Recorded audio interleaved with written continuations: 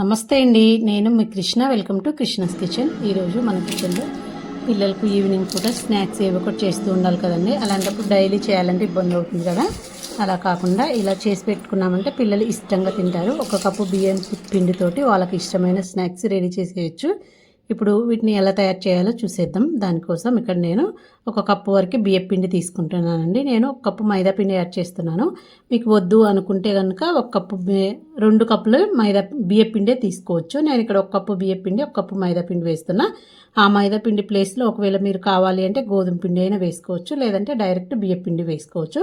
ఇప్పుడు అందులోకి 1 table spoon వరకు కారము, తగినంత ఉప్పు వేసుకొని మీ స్పైసీనెస్కి తగ్గట్టు వేసుకోండి. కారము ఒక 1/2 టేబుల్ స్పూన్ వరకు జీలకర్ర వేసుకొని అందులోనే ఒక 1/2 టేబుల్ స్పూన్ వరకు వాము వేసుకోండి. వాము 1 టేబుల్ స్పూన్ వేసుకున్నా కూడా పర్వాలేదండి, చాలా మంచిది. వాము వేసుకోవడం వల్ల పిల్లలకైనా పెద్దలకైనా మంచిగా డైజెషన్ బాగా అవుతుంది.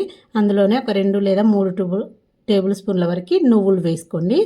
ఈ నువ్వులు, వాము, జీలకర్ర వేయడం వలన మనం తినేటప్పుడు మంచిగా క్రిస్పీగా పంటికి తగులుతూ టేస్ట్ చాలా బాగుంటుంది. ఇవన్నీ ఒకసారి బాగా మిక్స్ చేసుకోండి. ఇప్పుడు ఇందులో కాచిన నెయ్యి కానీ, నూనె కానీ, డాల్డా కానీ 2 లేదా 3 టేబుల్ స్పూన్ల వరకు బాగా కాచుకొని వేసుకోవాలి. ఇవ్వబోయి వేసిన వెంటనే చేతులు పెట్టకండి, కాలిపోతుంది. గంటతోటి ఒకసారి ఇలా తిప్పి వేసుకోండి. ఒకసారి గంటతో ఇలా తిప్పేసుకొని కొంచెం చల్లగా అయిన తర్వాత ఈ మనం వేసుకున్న ఈ ఆయిల్ మొత్తము పిండిలో కలిసేలాగా ప్రెస్ చేస్తూ బాగా కలుపుకోవాలండి. ఈ ఆయిల్ పిండి మొత్తంకి పట్టాలంటే ఒకసారి చేతితోటి ఇలా బాగా కలిపితేనే మొత్తం పడుతుంది. లేదంటే మనం లైట్గా కలిపామనుకోండి పిండి మొత్తంకి ఆయిల్ పట్టదు. అవి చేసినప్పుడు కొన్ని గట్టిగా ఉండిపోతాయి, కొన్ని మంచి క్రిస్పీగా వస్తాయి. చూడండి, ఇలా మొత్తం బాగా కలిసినప్పుడు పిండి కూడా మారిపోయింది మీకు. సో ఇలా మొత్తం బాగా కలిపేసుకోవాలి.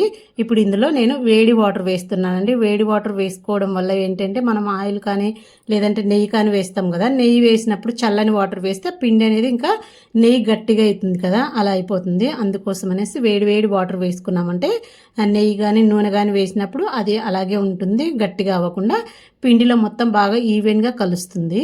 మీరు ఒకవేళ మొత్తం బియ్యం పిండి వేసుకునే మాట అయితే కనుక స్టవ్ మీద ప్యాన్ పెట్టుకొని దాంట్లో వాటర్, మనం ఏ కప్పుతో అయితే బియ్యం పిండి తీసుకుంటున్నామో ఎన్ని కప్పులు తీసుకుంటే అన్ని కప్పులు వాటర్ తీసుకొని కారం అవన్నీ వాటర్లోనే వేసుకొని పిండి కూడా వాటర్లో వేసుకొని కలుపుకోవాలండి.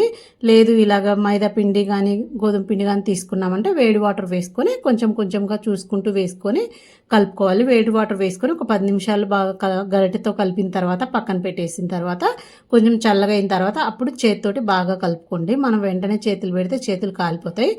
ఇవి మంచిగా ఒక బండ మీద వేసుకొని మంచిగా సాఫ్ట్గా వచ్చేంత వరకు బాగా కలుపుకోవాలండి. ఎంత బాగా కలిపితే మనకి ఇవి అంత బాగా పొంగుతాయి అన్నమాట. ఇలా బాగా కలిపిన తర్వాత చపాతీ పిండి సైజులో ఒక్కొక్క చపాతీ కంటే కొంచెం ఎక్కువ పిండి తీసుకోండి. మొత్తం ఇలా ముద్దలు చేసి పెట్టుకొని ఒక బౌల్లో వేసుకొని మూత పెట్టేసుకోండి. లేదంటే తడి క్లాత్ అయినా వేసుకోండి. మూత పెట్టుకోలేదానికి మనం వేడి వాటర్ వేసాం కదా, మామూలుగా బయట పెడితే గట్టిగా అవుతుంటుంది. వేసుకొని ఇప్పుడు చపాతీ ముద్ద తీసుకొని కింద మైదా పిండి కానీ గోధుమ పిండి కానీ వేసుకొని మనం చపాతీలు ఎలా చేసుకుంటామో అలా చేసుకోవాలి. మీరు ఉట్టి బియ్యం పిండి వేసారంటే కొంచెం క్రాక్స్ వస్తాయండి, చూసుకుంటూ మెల్లిగా చేసుకోవాలి చపాతీలాగా.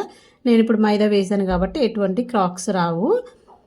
లేదంటే గోధుమ పిండి వేసుకున్నా కూడా క్రాక్స్ రావు. ఇలా వేసుకొని మనం చపాతీ ఎలా చేసుకుంటామో అలాగే, మరి పల్చగా కాకుండా అలానే మరి మందంగా కాకుండా మీడియంగా చేసుకోండి. మీకు కొంచెం నీట్గా కావాలంటే సైడ్స్ కట్ చేసుకోండి. లేదు ఇంట్లోనే కదా పర్వాలేదు అనుకుంటే డైరెక్ట్ కట్ చేసుకోవచ్చండి. నేను కొంచెం ఇట్లా సైడ్కి తీసేసి ఇలా మీకు నచ్చిన షేప్లో కట్ చేసుకోవచ్చు.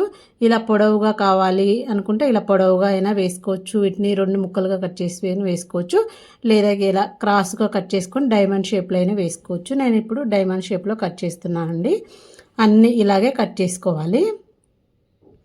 మంచిగా పొంగుతూ పిల్లలు చాలా బాగా తింటారు. మనం చేసుకోవడం కూడా సింపుల్గా చేసేయచ్చు అండి. టేస్ట్ కూడా చాలా బాగుంటాయి. చూడండి, అన్నీ ఇలా కట్ చేసేసి చాక్తో ఇలా అన్నామంటే మొత్తం వచ్చేస్తాయి మనకి. ఇప్పుడు ఒక ప్లేట్లో వేసేసుకోండి. వీటన్నింటినీ